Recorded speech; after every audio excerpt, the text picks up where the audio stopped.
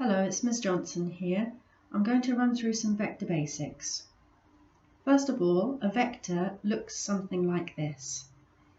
It describes a movement, and the top number describes the horizontal movement. So that's the horizontal component, or part in this case.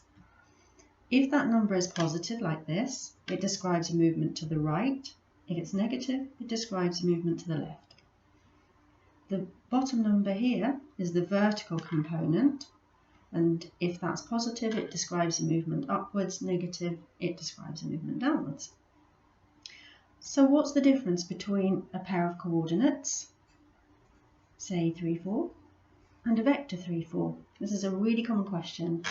So a vector describes a movement from one place to another, whereas a pair of coordinates describe the position of a point relative to the origin, 0, 0. So this point, 3 across and 4 up here, the point 3, 4, has coordinates 3, 4, because it's 3 across and 4 up from the origin. That's its position. The movement to get from the origin to 3, 4 is described by the vector here, 3 across to the right and 4 units up. However, if I start here and I go 3 units to the right and 4 units up to here, that can also be described by the vector 3 across and 4 up. However, the point that I've reached here is relative to the origin is 2, 4, 6, 7 back from the origin. So that would be negative 7 for its x-coordinate, and it is 6 up. So its coordinates are negative 7, 6. The vector that describes the movement from here to here is still 3, 4. So you can see the difference now between the vector and the pair of coordinates. If I'm going in this direction,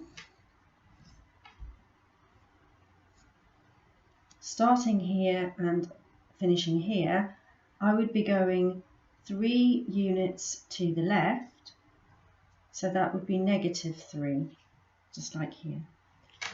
And I would be going 4 units down, and that would be negative 4. So you can have positive components, negative components, or a mixture of the two. Also, there are some vectors that only have a vertical component. So this vector here doesn't, to get from here to here, you don't move across at all in the horizontal direction. So the horizontal component is 0. The vertical component is 5 because we move 5 units up. And likewise, this movement here is 3 units to the left, which would be negative 3 in the horizontal direction, but it doesn't move up at all, so its vertical component is 0.